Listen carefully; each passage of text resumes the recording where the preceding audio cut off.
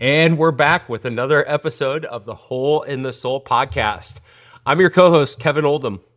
I've got my good friend, business partner, mentor, ex-mindset coach, Jose Bolaños here, and we're going to talk about addiction today.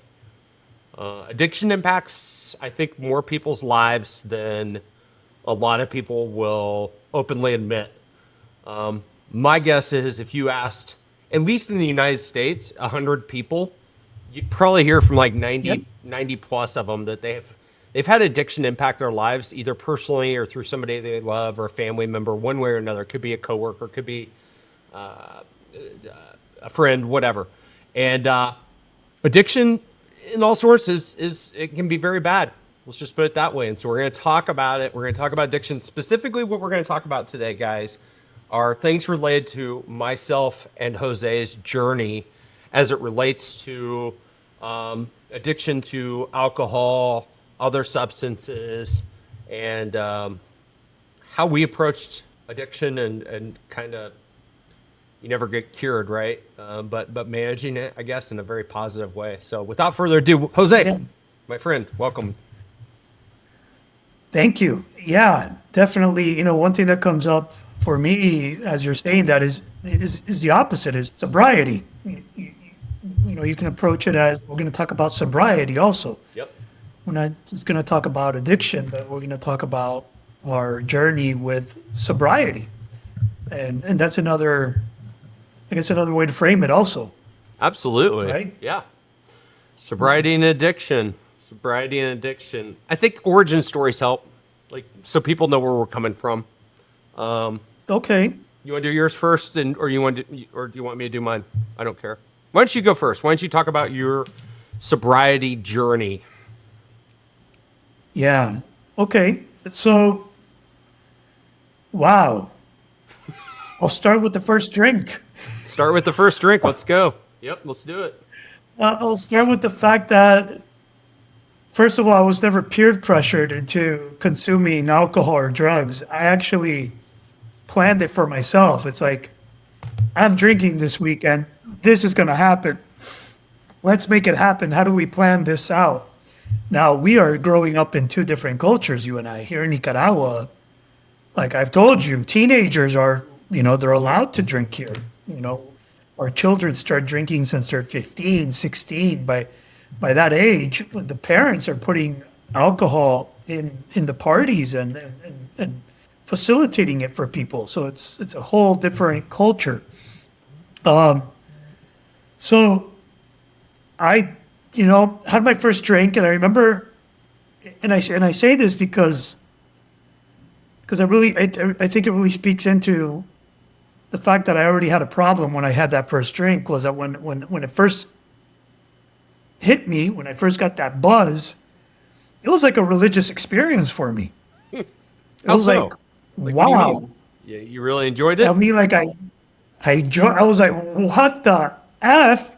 Why are we like this all the time? Like, why are we even going through life and not like this all the time? I felt good. I felt, which to me just, speaks into the fact that it was a relief from something. Mm-hmm. That first drink relieved me of something that I was going through already. The anxiety of my parents' divorce and the anxiety of the social, whatever it was I was going through in that moment. That drink made me feel good. Yeah. And I was immediately hooked on it.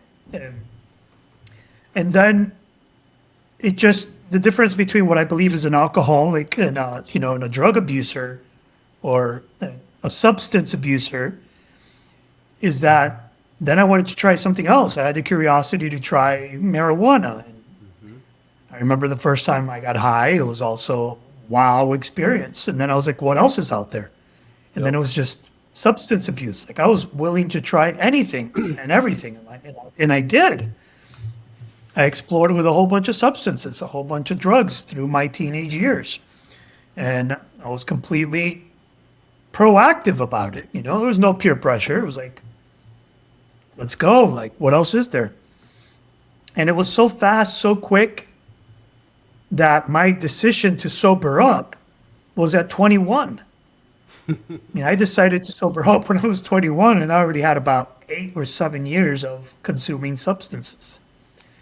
And but my consumption was always around. Wasn't like I was a big party animal. It was more of a. I was philosophical and exploring with altered states of mind, and what hit me was that when I wasn't using the substance, I was empty. I didn't feel the high. I didn't feel, I felt like a genius and like, oh my God, like the top dog, the best, super smart, super philosophical when I was consuming. But when I wasn't consuming, I felt like empty. And so it caused suffering really quickly. And I didn't even, when I was 21, I thought I've done everything. I know everything. What else is there? That was like the end of my consuming was, what else is there? I didn't know that there was a lot more after drugs and alcohol. I didn't know there was a lot more after substance abuse. And I don't remember, for me, it was a spiritual experience to sober up. It was if they told me, why did you sober up? I was like, I think God intervened in my life really strongly. Like I wasn't seeking sobriety. It was like sobriety was seeking me. Like I had people come in and say, hey, there's this opportunity. There's this, I don't even know how to explain it, but I wasn't seeking to sober up. It's Right. like there was something calling me towards that path of sobriety. And when I stepped when somebody first told me to go to AA, it was like a big bucket of cold water over my head. I was like, what? It was an ego check. It was like, what? Me, Jose Bolaños, this almighty genius guy that's done it all, that knows everything, go to AA? What are you talking about? That's ridiculous. There's no way that my life could have come to this. And I kept it away. I resisted for a while, but that whole time that I was resisting, I was suffering. It's usually what brings us to sobriety is suffering, right? Yep. If you're not seeking sobriety, if you haven't suffered enough, and that's usually what they tell you in the program and in the groups, this person needs to go suffer more until they're convinced that they need help. And so I stepped into a 12-step program and 21 years old, and it spoke to me really strongly right off the bat. I always tell people my sobriety wasn't even about me thinking that I needed to sober up more than me wanting to be part of that program. I wanted to be part of that 12-step group when I went in there and I saw what it was about and I thought what they were teaching and I saw what they were doing and I saw God on the wall and the spiritual teachings and I was like, I want to be a part of this. It wasn't even, I have a problem. I need this. It was like, yeah, how do I join? How do I become a part of this group? And I remember the only requirement was the desire to stop consuming substances, alcohol, and drugs. So I kind of played along. I was like, I'll do that. I'll buy in. I want to be a part of this. I'll buy in. I want to stop. And it changed my life forever. I didn't even imagine life after substance abuse, whether it be alcohol or drugs. I couldn't imagine it. If you told me there's life after that, in that point, I could not believe you saying that there was life after consumption. And I'll end with this. When I started sobering up and when I started living life under these principles, what I came to understand was that I didn't know anything. I hadn't learned anything. hadn't really experienced anything. That everything that I thought that I had done everything and knew everything, it was nothing. And I started experiencing life in a whole different way. And I've been experiencing it that way until today. 20 years later. Yeah, 20 years later. Yeah. Man, Thank you for letting me go first.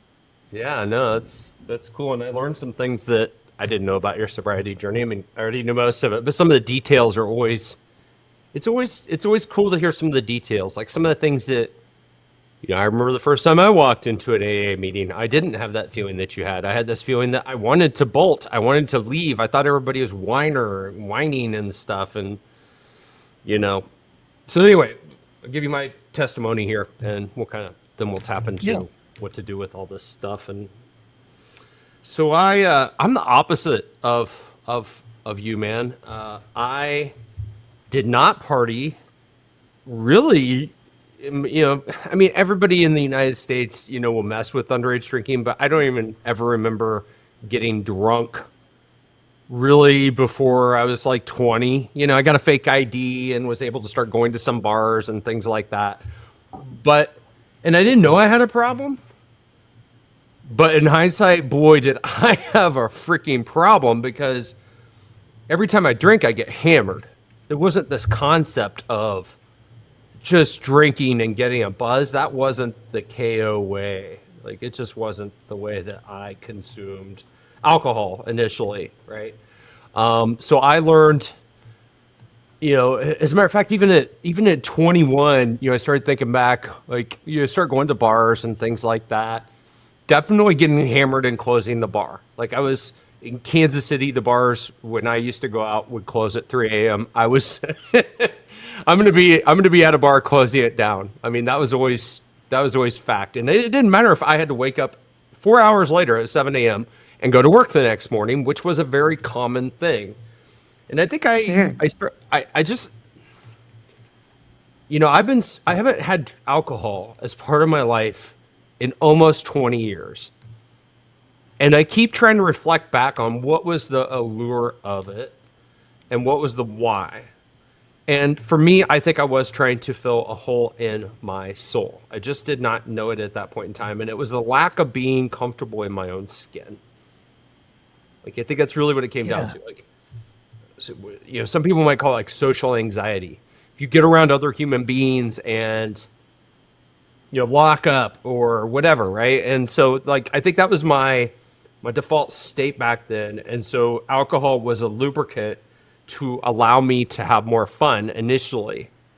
And then I realized I was really good at drinking and I really liked it. I was really good at it and I really liked it. That's a dangerous combination, right?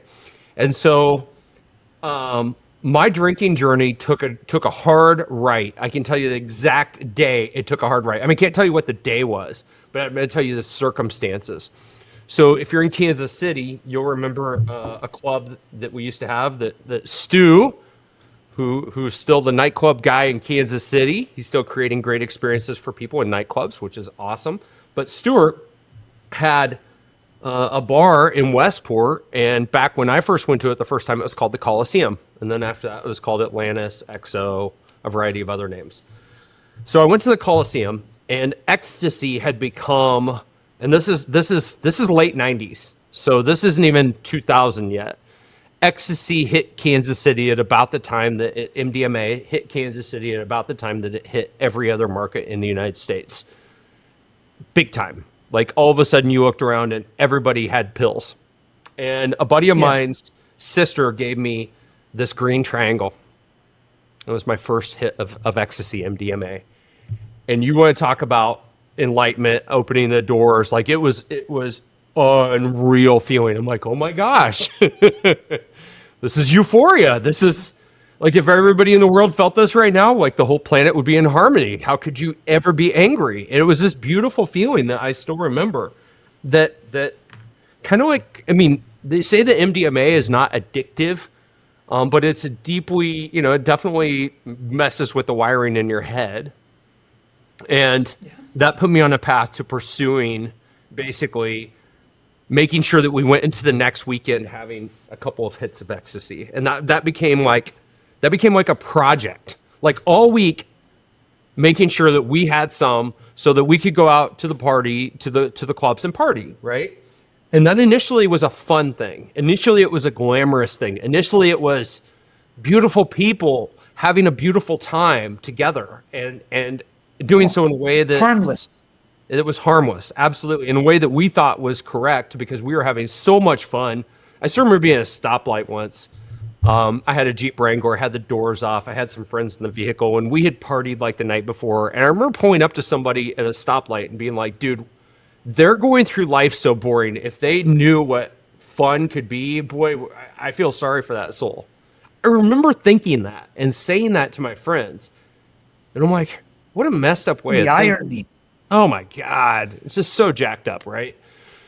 So I let that, that at some point the fun wears off. I mean, that's what I found out with my addiction journey. At some point it goes from being fun to being something that you starts to control your week very early for me. Think about it, mapping out the week. How do I make this happen so that this weekend is fun, right? And that becomes the all-consuming thing. And then, things took a right. And the drugs started to get harder and harder and harder. And basically I stopped it. I'm super transparent around my journey.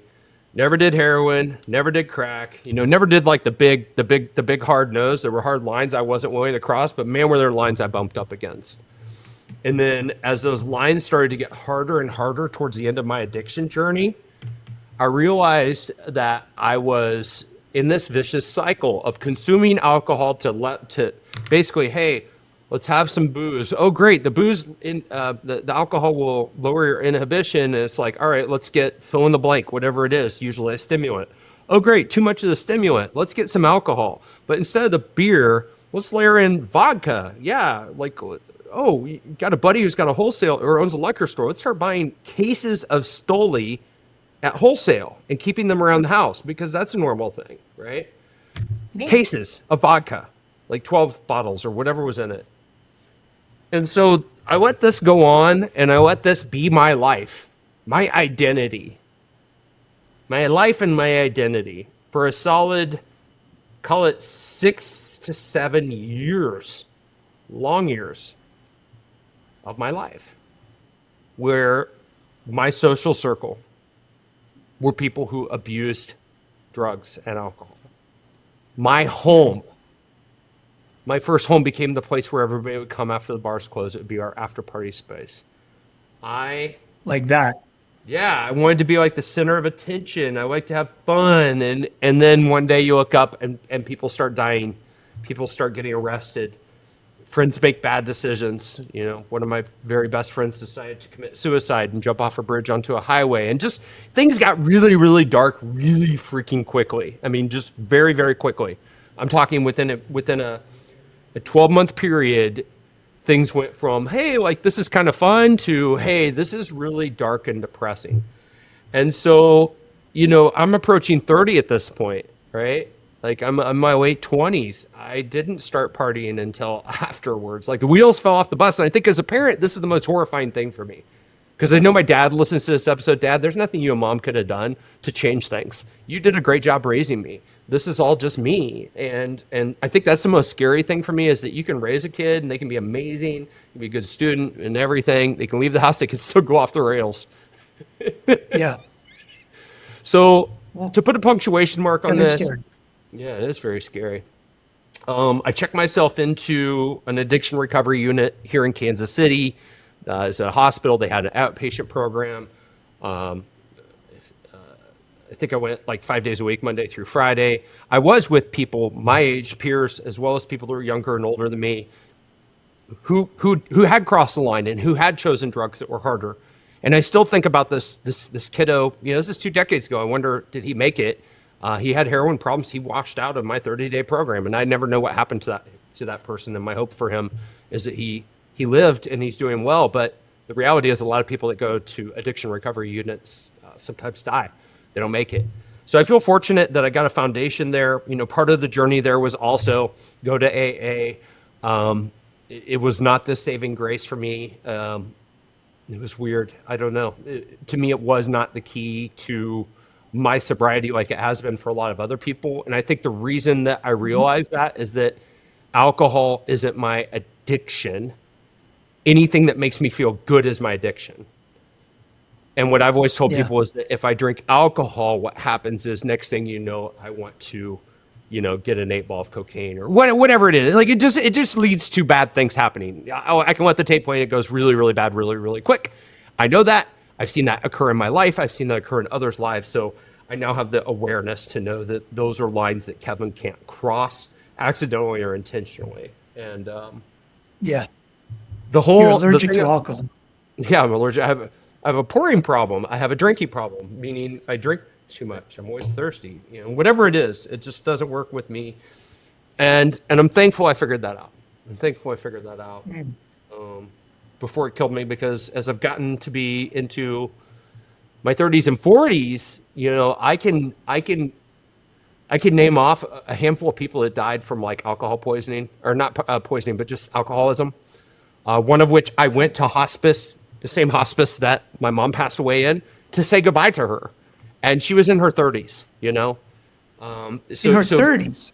yeah, in her 30s. So you start getting to that age where if people have been drinking all the time, you actually start seeing it kill some of your peers, not at old ages, at young ages. You know. So that's my testimony. Everything Jose and I talk about on this show is just our perspective. So don't take it as medical advice. I mean, we want to be a source of honesty and truth for people. But what you'll hear that in me and Jose's stories is that a couple things that were common. Well, first of all, we didn't try to do it alone. We plugged into an ecosystem of support. So we both did AA. I went to rehab. It is not a solo sport. Getting sober is not something that most people are able to do by themselves. It has been proven and proven and proven and proven. So if you're listening and you have a problem, or you feel like you have a problem, well, first of all, number one, my contact info is in the show notes. Reach out to me. I love to help people through this process, whether it's being just somebody who can listen or somebody who can be a source of strength. But secondly, look in your community for professional resources. So let's talk about sobriety. I want to talk about the higher power part. I want to get right into the higher power part around AA and why they talk about believing in a higher power. Give me a couple of moments here. Fire away. First, I want to read the quote that I sent you about addiction. And I think I sent you a picture. It says, "Addiction begins with the hope that something out there can instantly fill up the emptiness we feel on the inside." So addiction begins with the hope that something out there can instantly fill up the emptiness we feel on the inside. Recovery begins with the realization that filling up that emptiness is an inside job. And I read this quote because I think it speaks into the hole in the soul, the emptiness that we're trying to fill. The other thing I want to say about sobriety, like if somebody asked me, "How long have you been sober?" My answer today would be, a few moments today I've been sober. Just for a few moments. Because sobriety to me is not about, I mean, I don't do illegal drugs and alcohol, but I drink coffee, I use social media. There's other things that we become addicted to. And the addictions, what I learned is that an addiction is a habit that you can't break for yourself. It's overpowering you, and it's causing damage in your life. So it's limiting you and interfering with your life, whether it's, keeping you from realizing your own potential to having you thrown in jail. Like everybody's rock bottom is different. Like everybody's rock bottom is distinct. Mine was kind of existential. I wasn't getting thrown in jail. People weren't dying. I avoided a lot of the dark things because I started so young and ended so young.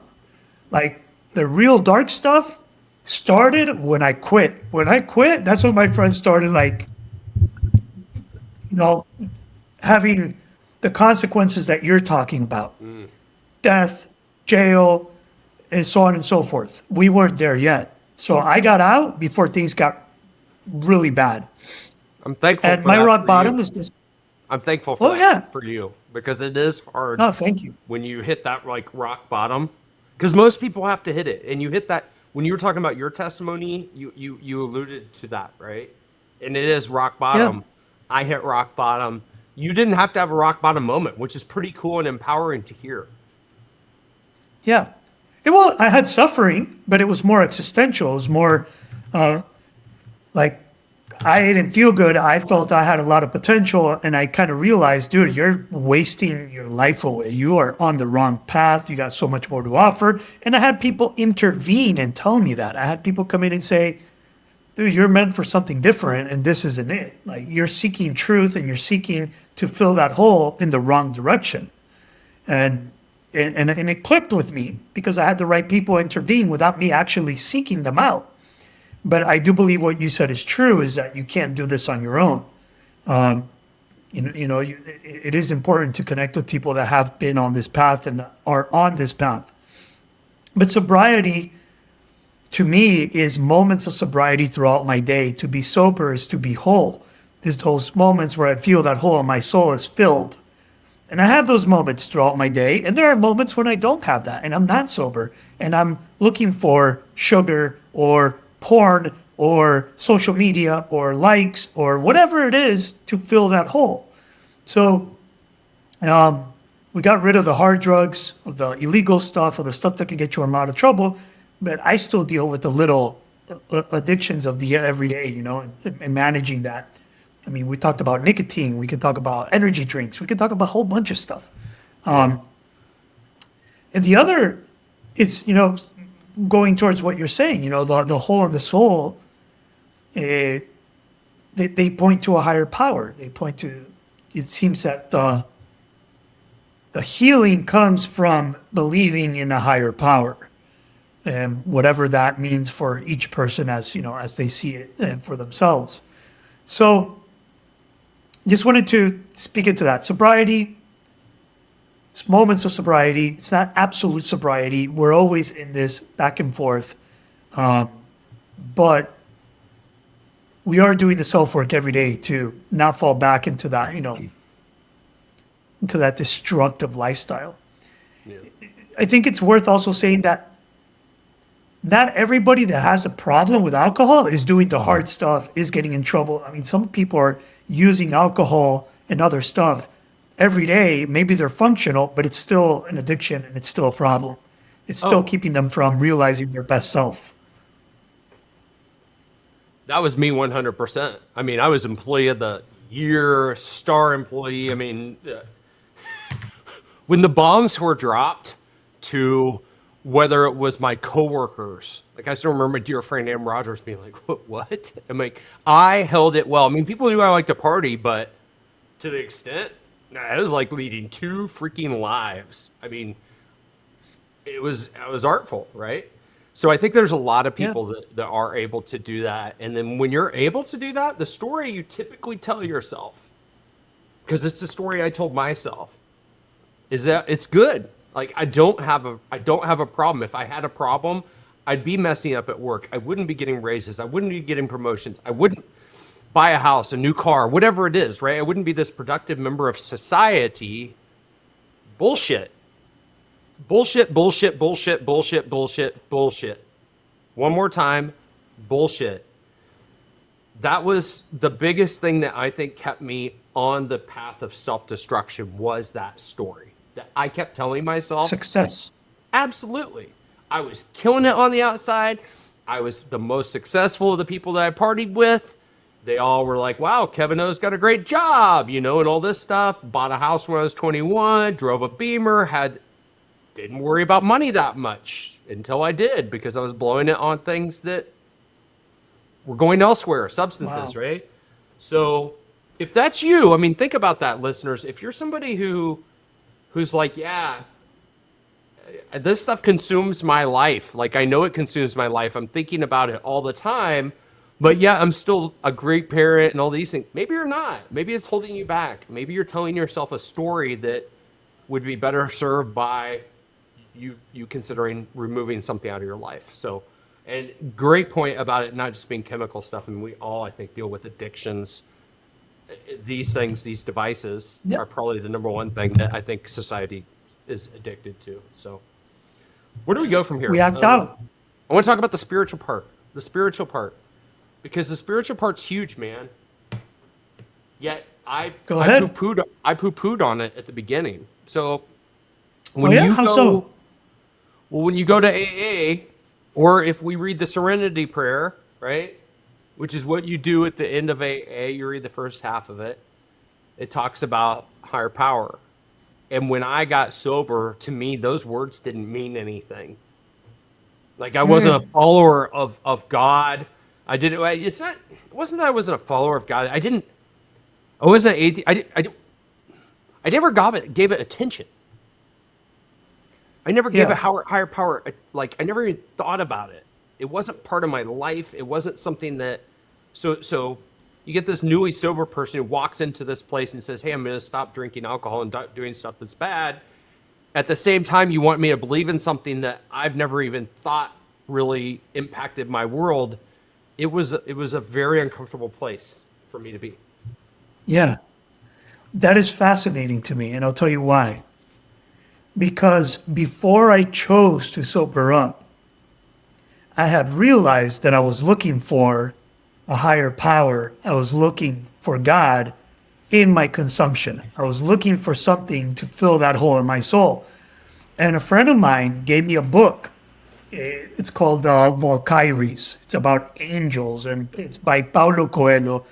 I'm in no way promoting the book, but it helped me realize, like when I read that book, I had this moment of, man, Jose, what you're looking for in all of this is God. You're trying to fill this hole with something else when what you truly need is God. And so I came to that realization. And what happened after that, that created the suffering was that even though I had that realization, I couldn't stop doing the drugs and the alcohol.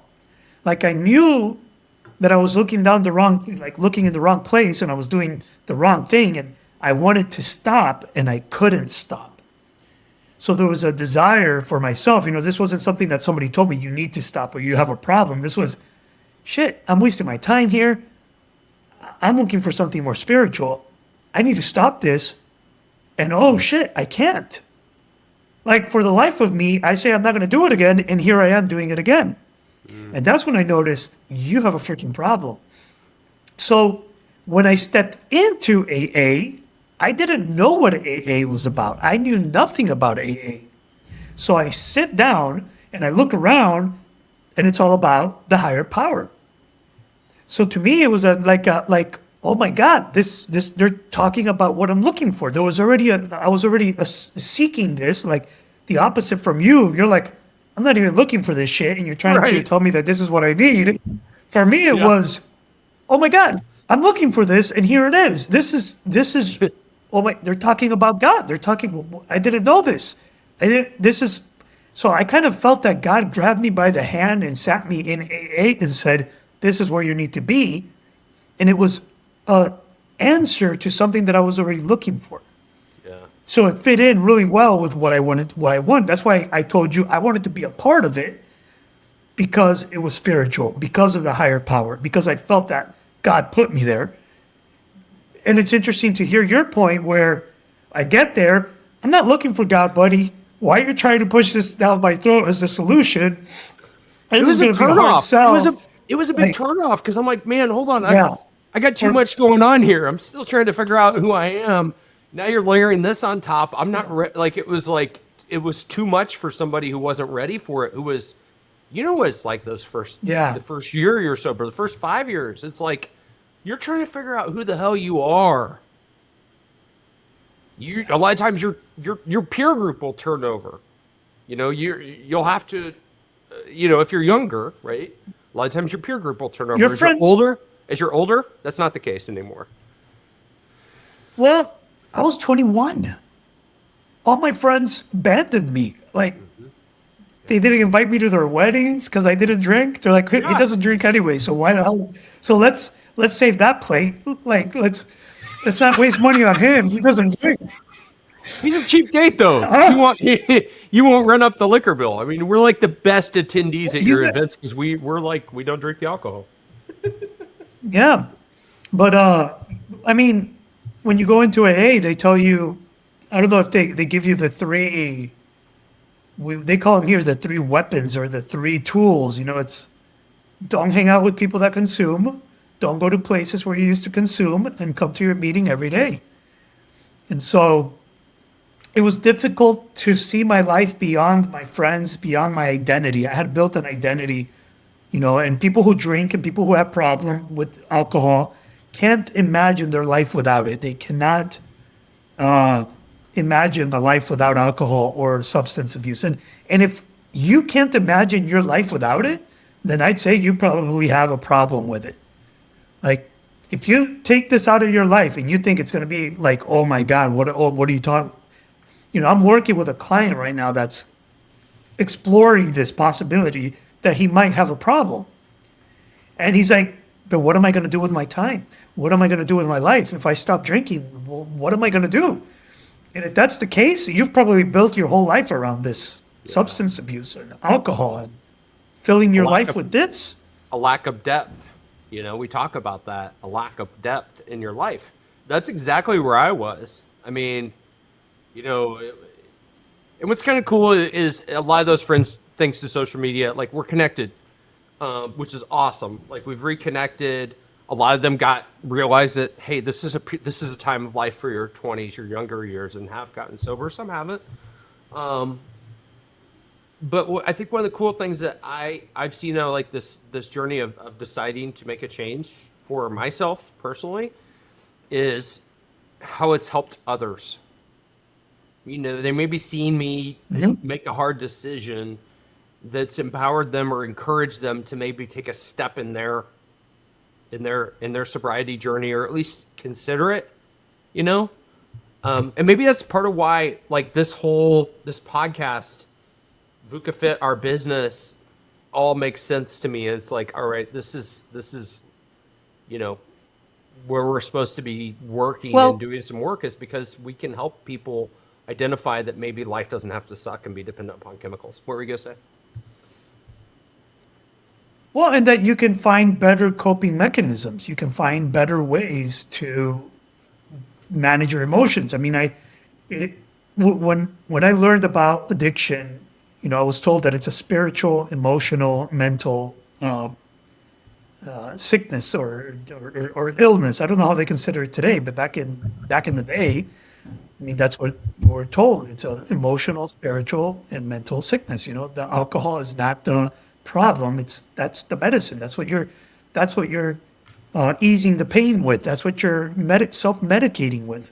The problem is something else. And I also learned that the day you start consuming, you stop growing emotionally. And you're basically, when I sobered up at 21, I was 14 years old emotionally because I hadn't developed my emotional intelligence or my ability to manage myself and work with myself, because I was self-medicating with alcohol and substance abuse. Mm-hmm. So I think VUCA Fit is about giving people, because VUCA Fit is born out of sobriety.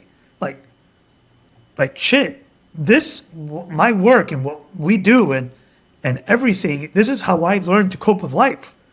Yeah. Like I'm facing life without the ability to self-medicate. So I needed to come up with the tools, the practices, the principles, like arm myself with the things that's going to help me face life without being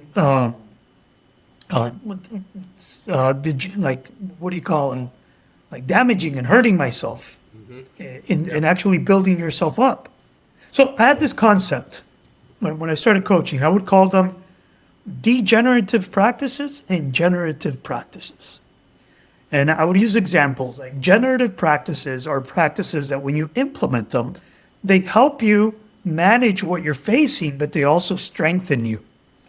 Okay. So if you're doing breathing and meditating and different types of good coping mechanisms, they not only help you manage what you're going through, but they also strengthen your ability to manage more. So if you use the weekend as an example and you dedicate the weekend to generative practices, you come back on Monday, you come back stronger. Mm-hmm. Degenerative practices are the same thing. They help you cope with whatever you're dealing with, but they just don't build you up. They actually degenerate you. They actually make you weaker. They make you more fragile. You don't come back on Monday after drinking and consuming and being stronger to deal with your full catastrophe. You're actually weaker, my friend. So learning these generative practices that are actually building us up. It's like an upward spiral versus these degenerative practices, which are actually breaking us down, making us weaker, more fragile, and not helping us like fulfill our true potential, our true capacity. Yeah. Right? Yeah. I mean, choices. Bringing up a lot of trauma here. Good trauma though. Good trauma to remember. Like you saw me kind of squirm a little and stuff. And I was, we were talking about generative and degenerative. I remember my Monday mornings feeling like a piece of shit, like literally feeling like garbage because my weekends didn't stop until Sunday night. I wanted to extract as much fun as possible out of my weekends. And I would haul myself in on time most of the time to work on Mondays, feeling so disheveled and so off my game. It was not even funny. And it's actually embarrassing to go back and think about. Is there a name for that in English? I don't know. Yeah, actually there is. I have an acronym on Urban Dictionary. It's called DPOF. Yeah. As a matter of fact, we're a visual podcast. You're going to love this. DPOF. I coined it. There wasn't a name for it. So here we go. DPOF stands for designated piece of fuck. That's right. Designated piece of fuck. Piece of fuck. Okay. I got. That's how you felt. Huh? That's how I felt, and so not only did I feel so, like I'm going to show you guys real quick here. DPOF. So Urban Dictionary is a great website where you can go in and you can create words. I've actually got a couple of published things here, and one of them is this concept that I came up with. You can see this is published in 2007. Designated piece of fuck. The person who's completely worthless after a long night of partying, prone to call in sick the next day and lay on their couch, often needy for the day. And you can see K. Oldham, August 3rd, 2007. I came up with that because it was such a thing. Mm-hmm.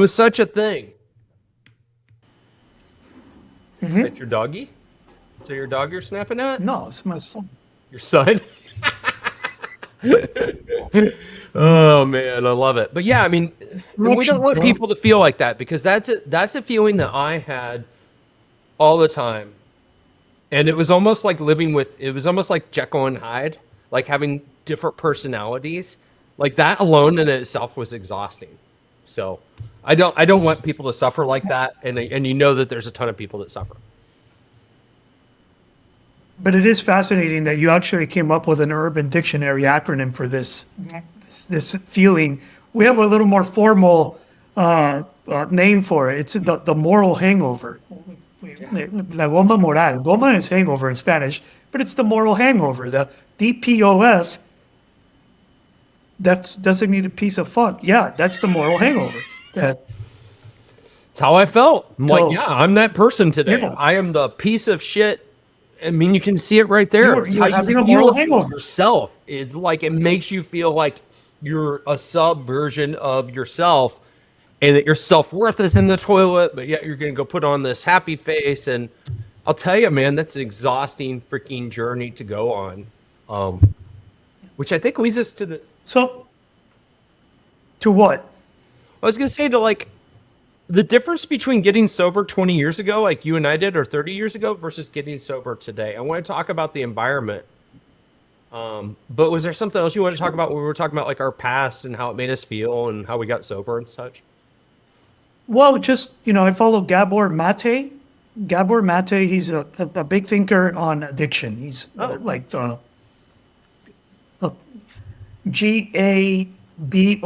Gabor. Mate is Mate. And, talking about the moral hangover and the shame, he said something very interesting. It's like, we don't consume, we don't feel shame because we consume because we feel shame. So that is a very interesting take, and it's what kind of speaks into what you were saying at the beginning about not being comfortable in your skin, not being comfortable in who you are, having shame or guilt, and so on and so forth, that leads us to consume, which is a downward spiral. But going into what you're talking about, yeah, now today we have Gabor Mate, we have Andrew Huberman, we have Dr. Aman telling us how unnecessary and how nothing good comes from drinking. It's like even that myth of a glass of wine a day is good for you has been debunked and said, no amount of alcohol is actually good for you. And we have a lot more people getting on this. I used the word before we got on this call, on this recording, is that, it's a trend now. It's becoming trendy to be sober. You have a lot of people going on Facebook, 130 days sober today and rooting for each other. People are getting on this. I'm like, 130 days, man, how many do I have? 1,000 and something. But it's so cool. Now it's becoming kind of cool, kind of trendy. Yes. No, I'm Yeah. so thankful for that. Like, I'm so thankful that society has shifted and made it so that not only is it like accepting and cool, but that there's accommodations to help people feel like they fit in. Yeah.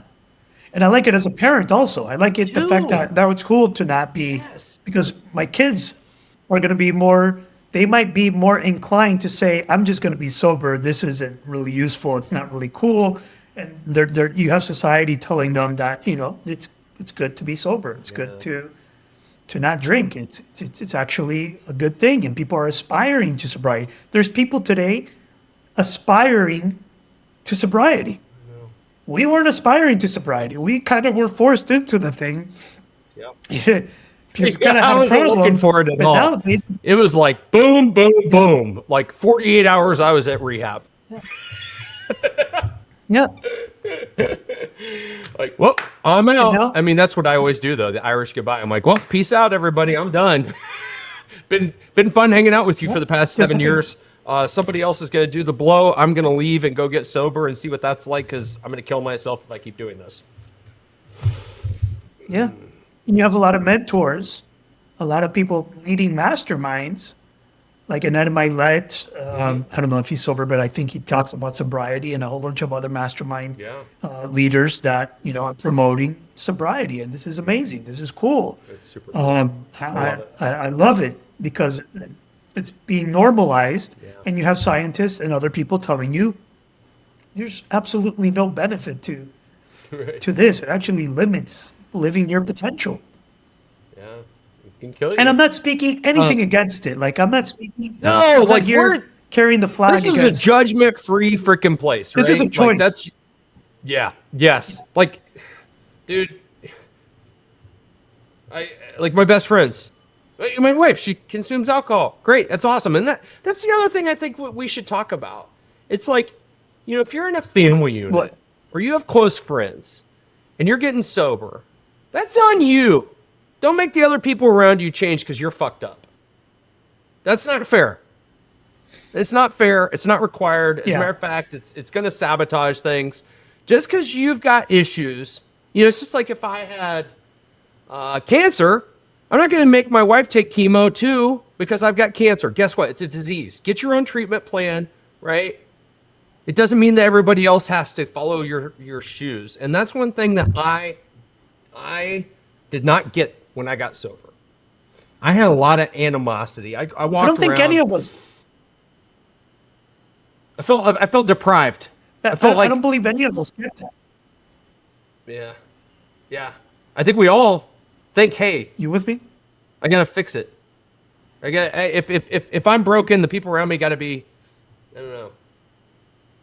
Because I've seen that happen a lot, and I'm like, that's some bullshit. Because you've got a problem doesn't mean that your spouse or your best friends or everybody else has to. No, that's your issue, and you need to take accountability for yourself and fix yourself. Yeah, what's up? But I think that's in any development process is something that shows up. I also judged a lot of people, and I had animosity towards people who would drink and consume. But I see that, as a coach, I see that as a challenge for anybody doing making a transformation in their lives, whether it's from drugs and alcohol, whether it's for changing the way you eat, whether it's, starting to read books on self-development, we start looking towards others and trying to impose it on them also. And I think part of maturing on this path is to, dude, just work on yourself. Like, accept, like, you're the one that chose this path. You're the one that needs to do the work. Stop judging others.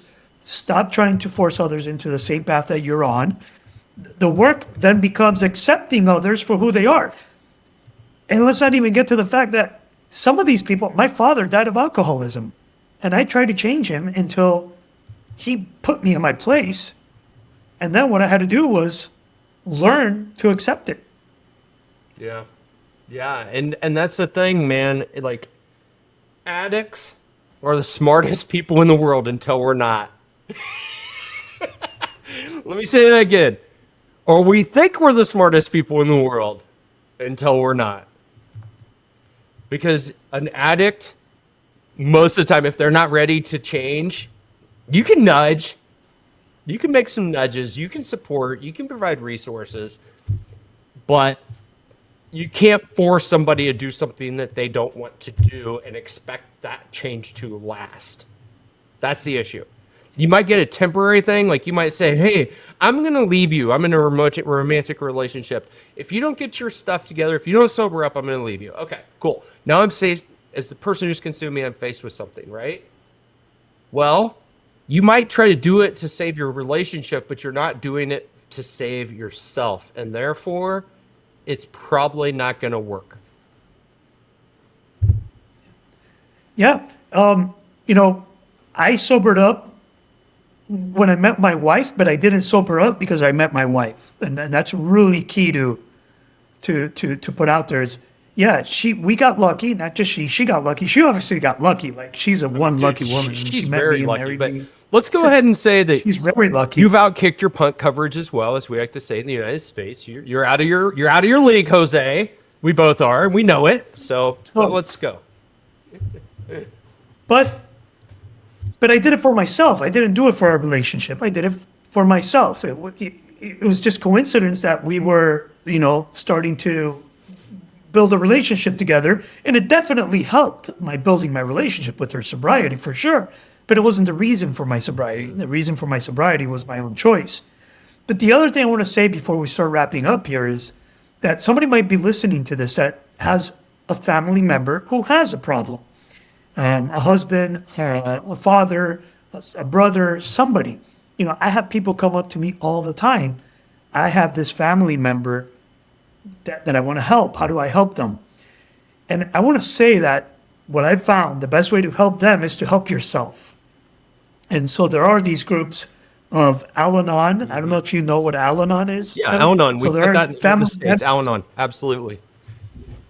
It's for you to check into a group that supports family members of substance abusers or alcoholics or addicts. The best way to help your addicted partner, your addicted family member, your addicted friend that impacts you is to actually go treat yourself by going into these groups that support family members of addicts. Like, it's not about focusing on them either. And, Gabor Mate's not new approach, but the approach that they found is that the addict that doesn't want to be helped is not going to be helped. The addict that isn't ready to be helped, all you can do is accept them. All you can do is nurture them. All you can do is support them as human beings. It's an interesting paradox, the way they're approaching the treatment now and how to actually work with addicts. Yeah. You're not going to get somebody that doesn't want to be helped. They don't want to change. You're not going to change them. So go help yourself. Mm-hmm. Go find ways to work on yourself. And there's these groups that actually support family members of people who are addicted. So there it is.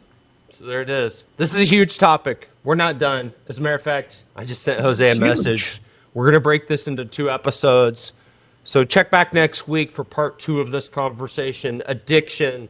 We're going to talk about other addictions outside of chemical addictions. We're going to talk about pornography. We're going to talk about computer addiction, the screen addiction. We'll also talk about good addictions or ways that maybe, I don't know if you could say good addictions, but ways that you can reallocate your time, backfill with positive activities and some tools and tricks and things like that.